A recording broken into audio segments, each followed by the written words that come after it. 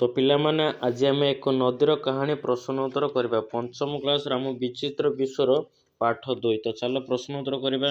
एक number question कौन दिए देख तो लिखाई देख हेडिंग निर्मय दि जाइए चित्र देखि प्रश्न गुड़िकर उत्तर दिए। एक नंबर कौन लिखाई गोदावरी नदी क्यों क्यों राज्य दे प्रभावित होइछि तो आर उत्तर लिख। एक नंबर लिख गोदावरी नदी महाराष्ट्र तेलंगाना छत्तीसगढ़ ओडिशा एवं आंध्र प्रदेश दे प्रभावित होइछि तो एमिति एक नंबर लिख। दुई नंबर क्वेश्चन कौन दिए देख गोदावरी नदी तैयारी करा जाउथुबा एक बंध एवं वन्यप्राणी अभयारण्यर नाम लेख तो लिख उत्तर। दुई नंबर लिख बंधर नाम श्रीराम सागर बंध किंबा नदी लिखले हम। तापर वन्यप्राणी अभयारण्य कोरंगी वन्यप्राणी अभयारण्य किंबा जायकवाड़ पक्षी अभयारण्य तो एमती दुई नंबर उत्तर लिख। तीन नंबर देख ए तीन नंबर क्वेश्चन दिए गोदावरी नदीर गतिपथर अन्य क्यों छोट नदी आसे मिशंती तो आर उत्तर लिख। तीन नंबर गोदावरी नदीर गतिपथरे मिंजिरा इंद्रावती प्राणहिता सबेरी एवं पूर्ण भली छोट नदी उपनदी गुड़िक आसी मिशंती तो पिलाने एक नंबर दुई और तीन नंबर एमती उत्तर लिख। नेक्स्ट देखे तले देख पिलाने गोटे चित्र दिए से तले कौन से पिलाने गोटे नदी गोटे अच्छी से नदी गोटे कौन छत्तीसगढ़ महाराष्ट्र कौड़ी कौड़ी जाइए सब से अच्छी तापर से जल किए बास कर माछ कईच कुंभीर तो पेज नंबर 23 देख 13 किसी दिन नेक्स्ट पेज पे काढ़ कौन लिखे देख विभिन्न उपाय जीव मानक मोर सहायता देख प्राचीन कालर लोक मैंने सर्वदा नदी किंबा जलाशय निकटरे सेमानकर घर तैयारी करि आसिछन्ति अनुमान करि परिबो कि काहेकि तो आर उत्तर लिख। तो लिख प्राचीन कालर लोक मैंने नदी किंबा जलाशय निकट में घर तैयारी कर मुख्य कारण गुड़िक तले दिगला देख उत्तर से लिख पीवा जल मनीष और पशु मान जीवन रक्षा कर पीवा पानी सहजरे मिलूला। द्वितीय पॉइंट लिख उर्वर मृत्तिका नदी कूल माटी चाष अत्यंत उपयुक्त और उर्वर थिला। लिख जल सेवन जलसेचन फसल उत्पादन गछरे जलसेचन करने अति सहज होता। यातायात जलपथ माध्यम गमनागमन और वाणिज्य करने सुविधा थिला। खाद्य संग्रह जलाशय सहजरे माछ भली खाद्य मिल पारुला तो एमती गोटे गोटे कर पॉइंट लिखा। चलो देखा नेक्स्ट पेज तो पेज नंबर 25 काढ़ देख ये पिलाने कौन अच्छे गोटे नदी अच्छी डंगार जावास कर प्रकार चित्र अच्छी तो एक नंबर कौन क्वेश्चन लिखाई देख गोदावरी नदी उपर लोक मैंने निर्भर करुवा 3टी कार्य लेख तो आर उत्तर लिख। एक नंबर प्रथम पॉइंट दब कृषि कार्य फसल चाष जलसेचन द्वितीय पॉइंट पानीय जल ग्राम और सहर में जल जोगाण तृतीय पॉइंट जल विद्युत नदीबंध माध्यम विद्युत शक्ति उत्पादन तो एमती 3टा लिख। एवं देख दुई नंबर क्वेश्चन कौन दिए दुई नंबर क्वेश्चन दिए गोदावरी नदी कूलवर्ती अंचल लोक मैंने क्यों क्यों वृत्ति नियोजित तो आर उत्तर लिख। दुई नंबर उत्तर लिख चाष कार्य कृषि मुख्य जीविका भाव चाष करवा मत्स्य चाष माछ धरा नदीर माछ धरी जीविका निर्वाह करवा नौका चालन और पर्यटन नदी रे डंगा चलाइबा एवं व्यवसाय करवा तो एमती दुई नंबर उत्तर लिख। चलो देखो नेक्स्ट पेज कौन दिए तो पिलाने पेज नंबर 26 काढ़ 3 नंबर क्वेश्चन कौन दिए देख गोदावरी नदी कूल क्यों क्यों फसल होथुबार जानिछ तो आर उत्तर लिख। 3 नंबर लिख गोदावरी नदी कूल धान आखु कपा एवं विभिन्न प्रकार डाली जातीय फसल होथुबा जना जाए। 4 नंबर एवं क्वेश्चन देख कौन दिए 4 नंबर क्वेश्चन दिए तुम अंचल क्यों फसल चाष कराए जलसेचन जल क्यों आसी थाए तो आर उत्तर लिख। 4 नंबर आम अंचल मुख्यतः धान मुग एवं पनीपरिया चाष कराए जलसेचन जल केनाल नदी पोखरी एवं नलकूपर आसी थाए तो एमती 4 नंबर उत्तर लिख। एबे देखिए चलो नेक्स्ट पेज कौन दिए पृष्ठ नंबर काढ़ 27 देख ये पिलाने गोटे डैम अच्छी नदी बंध अच्छी नदी भी गोटे डैम अच्छी पानी पूरा एक सेकेंड पर्व तले कर रखाई देख लेख कौन लिखाई नदी बंध निर्माण होगा पर क्यों सब समस्या हो पारे सेगुड़िक समाधान किपर कर तो आर उत्तर लिख। तो उत्तर लिख पिलाने बासस्थान हरइबा नदी बंध जो विषान्न अंचल जलमग्न हुए जहा द्वारा स्थानीय लोक माने निजर जमी और घर द्वार हराई विस्थापित हुए जंगल और जैव विविधता नष्ट बहुत बड़ जंगल अंचल पानी रे बुड़ी जाए जहा फल गछलता एवं वन्य जंतु आश्रय स्थली नष्ट हो जाए तो पिलाने देख जो नदी बाहरी तो सब नष्ट हम लिख। ଲେଖିବ ଜଙ୍ଗଲର ଜୀବଙ୍କ ଉପରେ ପ୍ରଭାବ। ନଦୀର ସ୍ୱାଭାବିକ ପ୍ରଭାବ ବାଧାପ୍ରାପ୍ତ ହେବା ଯୋଗୁଁ ମାଛ ଏବଂ ଅନ୍ୟାନ୍ୟ ଜଳଚର ଜୀବଙ୍କ ବଂଶବୃଦ୍ଧି ଓ ଗତିପଥରେ ସମସ୍ୟା ଦେଖାଦିଏ। ଏମିତି ଲେଖିବ। ତାପରେ ପଏଣ୍ଟ ଦେବ। ତାପରେ କ'ଣ ଲେଖିଛି, କିପରି ସେଗୁଡ଼ିକ ସମାଧାନ କରିବ। ତ ସମାଧାନ ଉପାୟ, ଉପଯୁକ୍ତ ଥଇଥାନ, ବିସ୍ଥାପିତ ହେଉଥିବା ଲୋକମାନଙ୍କୁ ଉପଯୁକ୍ତ କ୍ଷତିପୂରଣ ଦେବା ସହ ସେମାନଙ୍କ ରହିବା ଏବଂ ଜୀବିକା ନିର୍ବାହ ପାଇଁ ସରକାରଙ୍କ ତରଫରୁ ସୁବ୍ୟବସ୍ଥା କରାଯିବା ଉଚିତ। ବ୍ୟାପକ ବୃକ୍ଷରୋପଣ, ନଷ୍ଟ ହେଉଥିବା ଜଙ୍ଗଲ ବଦଳରେ ଅନ୍ୟ ସ୍ଥାନରେ ନୂତନ ଜଙ୍ଗଲ ସୃଷ୍ଟି ବା ବ୍ୟାପକ ଗଛ ଲଗାଇବା ଆବଶ୍ୟକତା। ଏମିତି ପିଲାମାନେ ଉତ୍ତର ଆର ଲେଖିବ। ଏବେ ଚାଲ ଦେଖିବା ନେକ୍ସଟ ପେଜ କ'ଣ ଦେଇଛି। ତ ପେଜ ନମ୍ବର 28 କାର୍ଡ଼ ଦେଖ। ସେଠି ପିଲାମାନେ କ'ଣ କରୁଛି ଦେଖ, ବିଭିନ୍ନ ନଦୀରେ କ'ଣ ସବୁ ପଶୁମାନେ ଆସି ପାଣି ପିଉଛନ୍ତି। ହରିଣ, ଭାଲୁ ସବୁ ଆଣି ପାଣି ପିଉଛନ୍ତି। ତାପରେ ଏକାନି କ'ଣ ହେଇଛି, ଏକାନି ଚିତ୍ରଟା କ'ଣ ହେଇଛି ପିଲାମାନେ, ଗୋଟେ ଲୋକ କ'ଣ କରୁଛନ୍ତି, ଗୋଟେ ଅଳିଆ ଆବର୍ଜନା ଆଣି ନଦୀରେ ପକାଉଛନ୍ତି। ଏଇଟା ଉଚିତ ନାହିଁ। ତ ଦେଖ, ମାଛ ଫାଛ ସବୁ ଅଛନ୍ତି, ଜୀବଜନ୍ତୁ ସବୁ ବାସ କରିବେ ନା, ତ ଅଳିଆ ଆବର୍ଜନା ପକାଇବା ଭୁଲ। ତ ଦେଖ ଲେଖରେ କ'ଣ ଲେଖା ହେଇଛି, ଏକ ନମ୍ବର ଲେଖା ହେଇଛି, ଆମେ ଯେଉଁ ପ୍ଲାଷ୍ଟିକ ଖୋଳ ବା ମୁଣି ଇତ୍ୟାଦି ଅଳିଆ ଗୁଡ଼ିକ ଫିଙ୍ଗିଥାଉ ତାହା କେଉଁଠାରେ ଜମା ହୁଏ। ତ ଆର ଉତ୍ତର ଲେଖିବ। ଏକ ନମ୍ବର ଉତ୍ତର ଲେଖିବ, ଆମେ ଯେଉଁ ପ୍ଲାଷ୍ଟିକ ଖୋଳ ବା ମୁଣି ଇତ୍ୟାଦି ଅଳିଆ ଗୁଡ଼ିକ ଫିଙ୍ଗିଥାଉ ତାହା ଡଷ୍ଟବିନ୍, ଆବର୍ଜନା ପାତ୍ର, ଆବର୍ଜନା ଜମା ହେଉଥିବା ସ୍ଥାନ, ଡମ୍ପିଂ ୟାର୍ଡ କିମ୍ବା ନାଳ ନର୍ଦ୍ଦମାରେ ଜମା ହୁଏ। ତ ଏକ ନମ୍ବର ଉତ୍ତର ଏମିତି ଲେଖିବ। 2 ନମ୍ବର କ୍ୱେଶ୍ଚିନ୍ କ'ଣ ଦିଆଯାଇଛି ଦେଖ। ଏବେ ନମ୍ବର କ୍ୱେଶ୍ଚିନ୍ ଦିଆଯାଇଛି, ତୁମ ଘରେ କି ପ୍ରକାର ସାବୁନ, ସାମ୍ପୁ କିମ୍ବା ଚଟାଣ ସଫା କରିବା ଦ୍ରବ୍ୟ ପ୍ରାକୃତିକ କିମ୍ବା ବଜାରକୁ କିଣି ବ୍ୟବହାର କରିଯାଏ। ମଇଳା ଜଳ ସହିତ ଏହିସବୁ କେଉଁଠାକୁ ଯାଏ। ତ ଆର ଉତ୍ତର ଲେଖିବ। 2 ନମ୍ବର ଲେଖିବ ପ୍ରଥମ ଭାଗ, ଆମ ଘରେ ସାଧାରଣତଃ ବଜାରରୁ କିଣା ଯାଉଥିବା ରାସାୟନିକ ସାବୁନ, ସାମ୍ପୁ ଏବଂ ଚଟାଣ ସଫା କରିବା ପାଇଁ ଫିନାଇଲ କିମ୍ବା ଲିକ୍ୱିଡ୍ କ୍ଲିନର ବ୍ୟବହାର କରାଯାଏ। କିଛି କ୍ଷେତ୍ରରେ ପ୍ରାକୃତିକ ଦ୍ରବ୍ୟ ଯେପରି ରିଠା, ଶିଖାଇବା କିମ୍ବା ନିର୍ମାମଣି ମଧ୍ୟ ବ୍ୟବହାର କରାଯାଏ। ତାପରେ ଦେଖ ଦ୍ୱିତୀୟ ଭାଗ, ମଇଳା ଜଳ ସହିତ ଏହିସବୁ ରାସାୟନିକ ଦ୍ରବ୍ୟଗୁଡ଼ିକ ଘରର ନାଳ ଦେଇ ବାହାରକୁ ଯାଏ ଏବଂ ଶେଷରେ ବଡ଼ ନାଳ, ନଦୀ, ପୋଖରୀ କିମ୍ବା ମାଟି ଭିତରକୁ ଯାଏ। ତ ଏମିତି ଉତ୍ତର 2 ନମ୍ବର ଲେଖିବ। ପିଲାମାନେ ତଳେ ଦେଖ କ'ଣ ଲେଖା ହେଇଛି, ଆଲୋଚନା କର। ତ କ'ଣ କ୍ୱେଶ୍ଚିନ୍ ଲେଖା ହେଇଛି ଦେଖ, ତୁମ ପିତାମାତା କିମ୍ବା ବୟସ୍କମାନଙ୍କୁ ପଚାର ସେମାନେ ଯେତେବେଳେ ତୁମ ବୟସର ହୋଇଥିଲେ ସେତେବେଳେ ତୁମ ଘର ପାଖରେ ଥିବା ଜଳାଶୟର ଅବସ୍ଥା କିପରି ଥିଲା। ବର୍ତ୍ତମାନ ସେହି ଜଳାଶୟର ଅବସ୍ଥା କିପରି ଥିଲା। ତ ଆର ଉତ୍ତର ଲେଖିବ।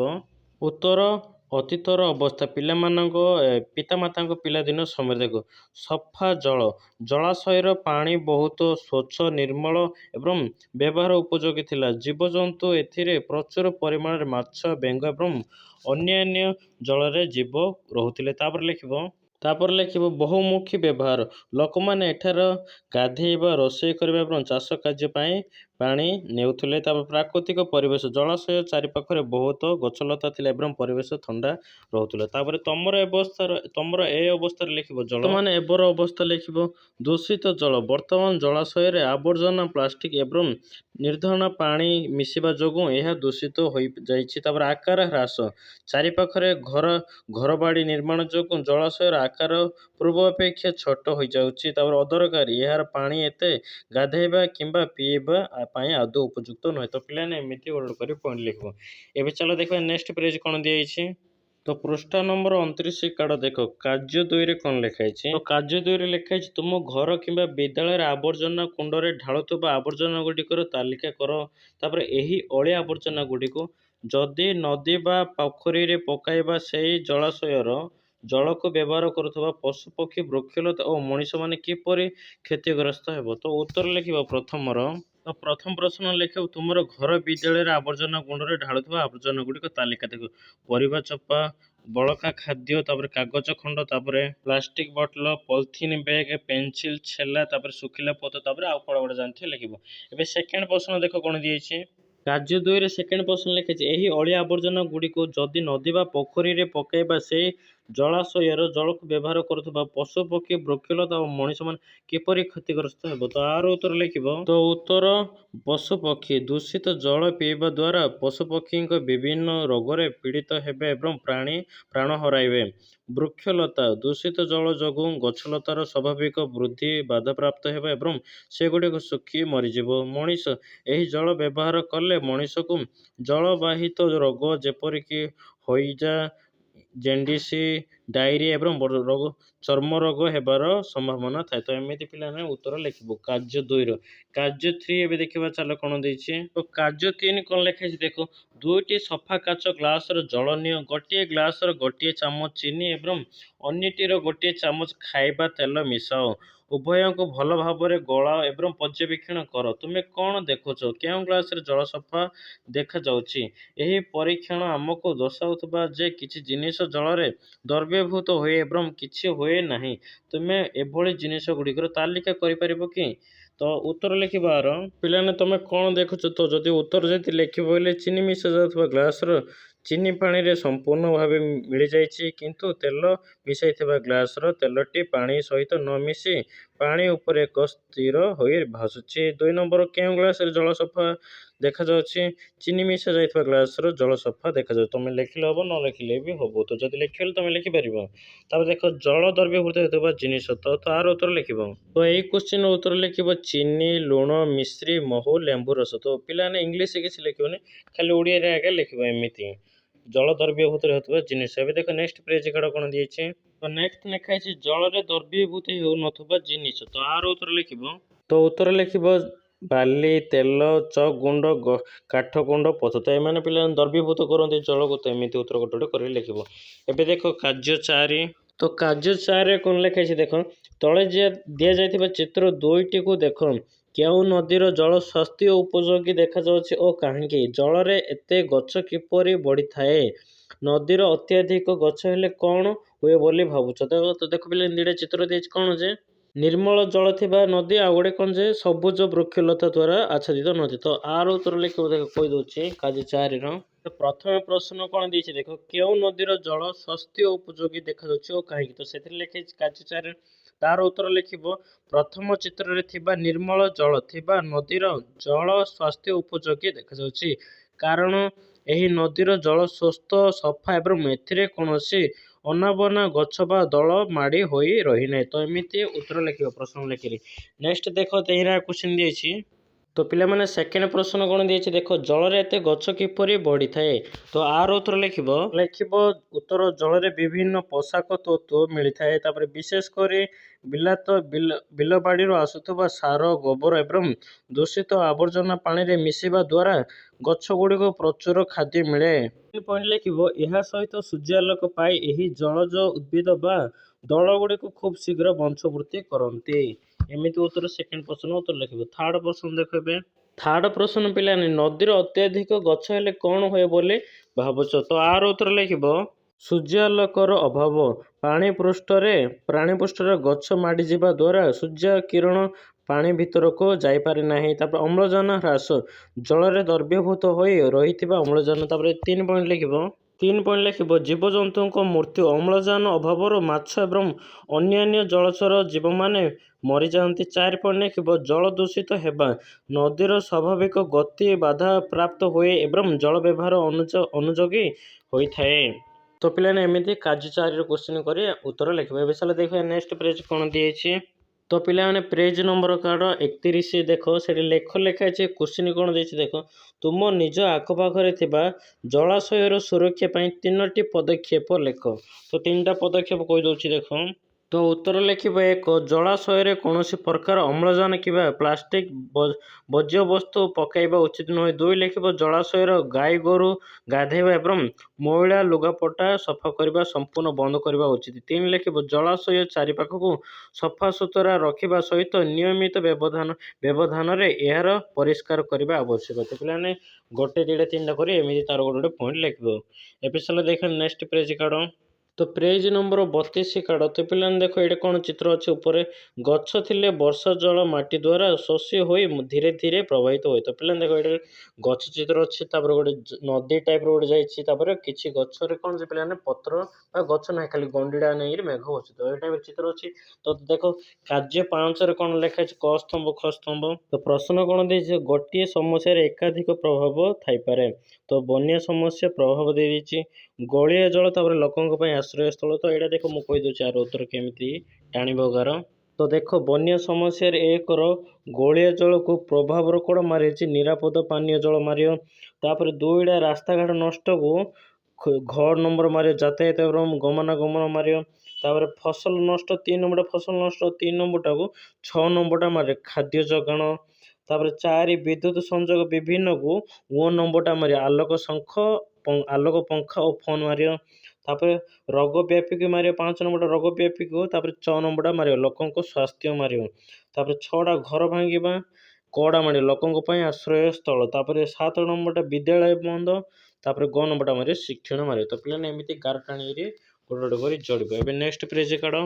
ତ ପେଜ ନମ୍ବର 33 କାଢ଼। କାର୍ଯ୍ୟ 6 ଦେଖ କ'ଣ ଲେଖା ଅଛି ବନ୍ୟା ସମସ୍ୟାର ସତର୍କତା। ତ ଏଇଟା ବନ୍ୟା ଯଦି ଆସିବାର ଏଇଟା ସତର୍କତା କରିଦିଅ। କ'ଣ ପିଲାମାନେ ଦେଖ ଫାଷ୍ଟ ଟିଭିରେ କହିଦେବ। ତାପରେ କ'ଣ ଯେ ମୋବାଇଲ ଇୟରଫୋନ୍ ତାପରେ କ'ଣ ସବୁ କରିବେ ଏ ବିଷୟ ସବୁ ବନ୍ୟାରେ କୋଉଠି ଯିବ କେଉଁ ଗଛ ଉପରୁ ଯିବ ଗଛ ଉପରୁ ପାହାଡ଼ ଉପରୁ ବା ଉଚ୍ଚ ସ୍ଥାନ ଯିବ ତାର ଖବର କେମିତି ପାଇବେ ତାପରେ ପୁଲିସ ମାନେ ଜଣେଇବେ ବନ୍ୟା ବାତ୍ୟା ଆସୁଥିଲେ ତାପରେ କ'ଣ ସବୁ ଏ କାର୍ଯ୍ୟ 6ରେ ସବୁ ଲେଖା ହେଇଛି। ଏବେ ନେକ୍ସଟ ପେଜ କାଢ଼।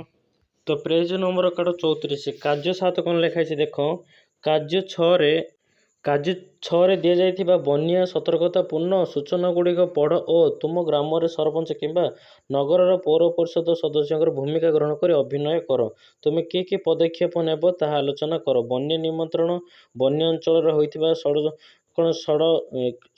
କ୍ଷୟକ୍ଷତି ନିୟନ୍ତ୍ରଣ ବୟସ୍କ ଏବଂ ଦିବ୍ୟାଙ୍ଗମାନଙ୍କୁ ସୁରକ୍ଷା ପ୍ରଦାନ ଗୃହପାଳିତ ପଶୁମାନଙ୍କୁ ସୁରକ୍ଷା ପ୍ରଦାନ। ତ ଏଇଟା ପିଲାମାନେ ଯେଉଁ କାର୍ଯ୍ୟ 6ଟା କାର୍ଯ୍ୟ 7ଟା ଦେଇଛି ସେଇଟା ତମେ କରି ଅଭିନୟ କରିବେ। ଏବେ ନେକ୍ସଟ ପେଜ କାଢ଼। ତ ପେଜ ନମ୍ବର 35 ଦେଖ 1 ନମ୍ବର କ୍ୱେଶ୍ଚିନ୍ କ'ଣ ଲେଖା ହେଇଛି ଯଦି ତୁମ ଘରେ ଦିନ ସାରା ଜଳ ନଥାଏ ତେବେ ତୁମେ କ'ଣ କରିବ। ତ ଆର ଉତ୍ତର ଲେଖିବ। ତ 1 ନମ୍ବର ଉତ୍ତର ଲେଖିବ ଘରେ ଦିନ ସାରା ଜଳ ନଥିଲେ ପୂର୍ବରୁ ସଞ୍ଚିତ ଜଳକୁ ସଂଯମତାର ସହ ବ୍ୟବହାର କରାଯିବ। ପିଇବା ଏବଂ ରୋଷେଇ କାର୍ଯ୍ୟକୁ ପ୍ରାଥମିକତା ଦିଆଯିବ। ତାପରେ ପାଣିର ଅଯଥା ଅପଚୟକୁ ସମ୍ପୂର୍ଣ୍ଣ ବନ୍ଦ କରାଯିବ। ତାପରେ 3 ଆବଶ୍ୟକ ହେଲେ ନିକଟସ୍ଥ ନଳକୂପରୁ ଜଳ ସଂଗ୍ରହ କରାଯିବ। ତ ଏମିତି 1 ନମ୍ବର ଉତ୍ତର ଲେଖିବ। 2 ନମ୍ବର କ୍ୱେଶ୍ଚିନ୍ ଏବେ ଦେଖ। 2 ନମ୍ବର କ୍ୱେଶ୍ଚିନ୍ ଦେଇଛି ଯଦି ଗୋଟିଏ ସପ୍ତାହ ପାଇଁ ଜଳ ନଥାଏ ତେବେ କ'ଣ ହେବ। ତୁମେ କିପରି ଗାଧେଇବ ପିଇବ ରୋଷେଇ କିପରି କରିବ ବା କିମ୍ବା ପରିଷ୍କାର ପରିଚ୍ଛନ୍ନ କରିବ ତୁମେ ଜଳ ଆଣିବା ପାଇଁ କେଉଁ ସ୍ଥାନକୁ ଯିବ। ତ ଆର ଉତ୍ତର ଲେଖିବ। ତ 2 ନମ୍ବର ଉତ୍ତର ଲେଖିବ ଗୋଟିଏ ସପ୍ତାହ ପାଇଁ ଜଳ ନଥିଲେ ଦୈନନ୍ଦିନ ଜୀବନଯାତ୍ରା ସମ୍ପୂର୍ଣ୍ଣ ବିପର୍ଯ୍ୟସ୍ତ ହୋଇପଡ଼ିବ। କ'ଣ ହେବ ଚାରିଆଡ଼େ ଜଳାଭାବ ସହ ଅସ୍ୱସ୍ଥକର ପରିବେଶ ସୃଷ୍ଟି ହେବ। ତାପରେ ପିଇବା ଓ ରୋଷେଇ ବାହାରୁ ଆଣିଥିବା ଜଳକୁ କେବଳ ବଞ୍ଚିବା ପାଇଁ ସୀମିତ ଭାବେ ବ୍ୟବହାର କରାଯିବ। ତ ଆର 3 ପଏଣ୍ଟ ବି ଲେଖିବ। ଗାଧେଇବା ଓ ସଫାସୁତୁରା ଏହିସବୁ କାର୍ଯ୍ୟକୁ କିଛି ଦିନ ପାଇଁ ସମ୍ପୂର୍ଣ୍ଣ ବନ୍ଦ କିମ୍ବା ସୀମିତ କରାଯିବ। 4 ପଏଣ୍ଟ ଜଳ ଆଣିବା ସ୍ଥାନ ଜଳ ଆଣିବା ପାଇଁ ନିକଟସ୍ଥ ସାଧାରଣ ନଳକୂପ କୂଅ କିମ୍ବା ସରକାରୀ ପାଣି ଟ୍ୟାଙ୍କରେ ନିକଟକୁ ଯିବାକୁ ହେବ। ତ ପିଲାମାନେ ଏମିତି 2 ନମ୍ବର ଉତ୍ତର ଲେଖିବ ଗୋଟେ ଗୋଟେ କରି ପଏଣ୍ଟ ଦେଇରି। ଏବେ ନେକ୍ସଟ ପେଜ କାଢ଼। ପିଲାମାନେ ପେଜ ନମ୍ବର 36 କାଢ଼। ଏଥିରେ ବି କିଛି ଦିନ ନେକ୍ସଟ ପେଜ ଏବେ କାଢ଼। ତ ପେଜ ନମ୍ବର 37 କାଢ଼। ଆସ ଚିନ୍ତା କରିବା। 1 ନମ୍ବର କ୍ୱେଶ୍ଚିନ୍ କ'ଣ ଲେଖା ହେଇଛି ଦେଖ କେଉଁ ନଦୀ ଆମ ରାଜ୍ୟ ମଧ୍ୟରେ ପ୍ରବାହିତ ହେଉଛି। ତାପରେ କ ନମ୍ବର କ'ଣ ଲେଖା ଅଛି ସେମାନଙ୍କୁ ଆମେ କେଉଁ କାର୍ଯ୍ୟରେ ବ୍ୟବହାର କରୁ। ତ ପ୍ରଥମ କ୍ୱେଶ୍ଚିନ୍ 1 ନମ୍ବର ଉତ୍ତର ଲେଖିବ। ତ 1 ନମ୍ବର ପ୍ରଥମ ଉତ୍ତର ଲେଖିବ ଆମ ଓଡ଼ିଶା ରାଜ୍ୟ ମଧ୍ୟରେ ପ୍ରଭାବିତ ହେଉଥିବା ପ୍ରମୁଖ ନଦୀ ଗୁଡ଼ିକ ହେଲା ମହାନଦୀ ବ୍ରାହ୍ମଣୀ ବୈତରଣୀ ଋଷିକୂଲ୍ୟା ବଂଶଧାରା ସୁବର୍ଣ୍ଣରେଖା ବୁଢ଼ାବଳଙ୍ଗ। ତ 1 ନମ୍ବର ଉତ୍ତର ଏମିତି ଲେଖିବ। ଏବେ କ ନମ୍ବର କ୍ୱେଶ୍ଚିନ୍ ଦେଖ। ତ କ ନମ୍ବର କ୍ୱେଶ୍ଚିନ୍ ଲେଖା ହେଇଛି ସେମାନଙ୍କୁ ଆମେ କେଉଁ କାର୍ଯ୍ୟରେ ବ୍ୟବହାର କରୁ। ତ ଆର ଉତ୍ତର ଲେଖିବ ନଦୀର ଜଳକୁ ଆମେ ବିଭିନ୍ନ ମୁଖ୍ୟ କାର୍ଯ୍ୟରେ ବ୍ୟବହାର କରିଥାଉ। ପାନୀୟ ଜଳ ରୂପେ କୃଷି କାର୍ଯ୍ୟ ପାଇଁ ଜଳସେଚନ ତାପରେ ଲେଖିବ ଜଳ ବିଦ୍ୟୁତ ଶକ୍ତି ଉତ୍ପାଦନରେ ତାପରେ ଶିଳ୍ପ କାର୍ଯ୍ୟରେ ତାପରେ ମାଛ ଚାଷ ଓ ଜଳପଥ ପରିବହନ। ତ ଏମିତି ଉତ୍ତର ଲେଖିବା। ଏବେ ଖ ନମ୍ବର କ୍ୱେଶ୍ଚିନ୍ ଦେଖ। ଖ ନମ୍ବର କ୍ୱେଶ୍ଚିନ୍ ଲେଖାଯାଇଛି ସେମାନଙ୍କ ଉପରେ ବନ୍ଧ ବନ୍ଧାଯାଇଛି କି। ତ ଆର ଉତ୍ତର ଲେଖିବ ଖ ନମ୍ବର ହଁ ବନ୍ୟା ନିୟନ୍ତ୍ରଣ ଜଳସେଚନ ଏବଂ ବିଦ୍ୟୁତ ଉତ୍ପାଦନ ପାଇଁ ଏହି ନଦୀଗୁଡ଼ିକ ଉପରେ ବନ୍ଧା ଯାଇଛି। ତାପରେ ଉଦାହରଣ ମହାନଦୀ ଉପରେ ସମ୍ବଲପୁର ଠାରେ ପ୍ରସିଦ୍ଧ। ତାପରେ ହୀରାକୁଦ ବନ୍ଧ ଏବଂ ବ୍ରାହ୍ମଣୀ ନଦୀ ଉପରେ ରଙ୍ଗାଲି ବନ୍ଧ ନିର୍ମାଣ କରାଯାଇଛି। ତ ଏମିତି ଖ ନମ୍ବର ଉତ୍ତର ଲେଖିବ। 2 ନମ୍ବର କ୍ୱେଶ୍ଚିନ୍ ଏବେ ଦେଖ। ତ ପିଲାମାନେ 2 ନମ୍ବର କ୍ୱେଶ୍ଚିନ୍ ଦେଇଛି ପିତାମାତା କିମ୍ବା ଜେଜେମା ଜେଜେବାପାଙ୍କୁ ତୁମ ଅଞ୍ଚଳରେ କୌଣସି ନଦୀର କାହାଣୀ କିମ୍ବା ନଦୀ ସମ୍ବନ୍ଧୀୟ ପର୍ବପର୍ବାଣି କଥା କହିବାକୁ କୁହ। ସେହି କଥାକୁ ଶ୍ରେଣୀରେ ଉପସ୍ଥାପନ କର। ତ ଯଦି ଲେଖିବ ବୋଇଲେ ଉତ୍ତର କହିଦେଉଛି। ତ ପିଲାମାନେ 2 ନମ୍ବର ମୁଁ ଏଇଟା କାହାଣୀଟା କହିଦେଉଛି ହେଲା। ନଦୀ ସମ୍ବନ୍ଧୀୟ କାହାଣୀ ପର୍ବ ଆମ ଓଡ଼ିଶାରେ ନଦୀ ଏବଂ ସମୁଦ୍ର ସହିତ ଜଡ଼ିତ ସବୁଠାରୁ ବଡ଼ ପର୍ବ ହେଉଛି କାର୍ତ୍ତିକ ପୂର୍ଣ୍ଣିମା ବା ବୋଇତ ବନ୍ଦାଣ ଉତ୍ସବ। ଇତିହାସ ପ୍ରାଚୀନ କାଳରେ ଓଡ଼ିଶାର ସାଧବ ପୁଅମାନେ ମହାନଦୀ ବା ଅନ୍ୟାନ୍ୟ ନଦୀପଥ ଦେଇ ଦୁଇ ଦେଶକୁ ଯଥା ଜାଭା ସୁମୁଦ୍ରା ବାଲି ବାଣିଜ୍ୟ କରିବାକୁ ଯାଇଥିଲେ। 3 ନମ୍ବର ପଏଣ୍ଟ ପରମ୍ପରା ସେହି ସ୍ମୃତିକୁ ମନେ ପକାଇ ଆଜି ବି ଆମେ କାର୍ତ୍ତିକ ପୂର୍ଣ୍ଣିମା ଦିନ ସକାଳୁ ନଦୀ ବା ପୋଖରୀ କୂଳକୁ ଯାଇ ଡଙ୍ଗା ଭସାଇବାର ଏବଂ ଆ କାମ ବହି ପାନ ଗୁଆ ଥୋଇ ଗୀତ ଗାଉଥାଏ। ତ ଏମିତି ଯଦି ଲେଖିଲେ ନ ଲେଖିଲେ ହବ। 3 ନମ୍ବର ପ୍ରଶ୍ନ ଦେଖ। 3 ନମ୍ବର ପ୍ରଶ୍ନ ଦିଆଯାଇଛି ପରିବାର ଜଣେ ବୟସ୍କଙ୍କୁ ପଚାର ସେ ଛୋଟ ଥିବା ବେଳେ ନଦୀର ଅବସ୍ଥା କ'ଣ ଥିଲା? କ ନମ୍ବର କ୍ୱେଶ୍ଚିନ୍ ଦେଇଛି ଆର ଉତ୍ତର ଲେଖିବ। ତ 3 ନମ୍ବର କର ଉତ୍ତର ଲେଖିବ ପରିବାର ବୟସ୍କ ବ୍ୟକ୍ତିଙ୍କୁ କହିବା ଅନୁସାରେ ସେମାନେ ଛୋଟ ଥିବା ସମୟରେ ନଦୀର ଜଳ ଅତି ନିର୍ମଳ ସ୍ୱସ୍ଥ ଓ ପ୍ରଦୂଷ ମୁକ୍ତ ଥିଲା। ନଦୀର ବର୍ଷସାରା ପ୍ରଚୁର ପାଣି ରହୁଥିଲା ଏବଂ ବହୁତ ମାଛ ମଧ୍ୟ ମିଳୁଥିଲା। ନଦୀ କୂଳ ଗୁଡ଼ିକ ଗଛଲତା ବା ଜଙ୍ଗଲରେ ଭରପୁର ଥିଲା। ତ ଏମିତି କ ନମ୍ବର ଉତ୍ତର ଲେଖିବ।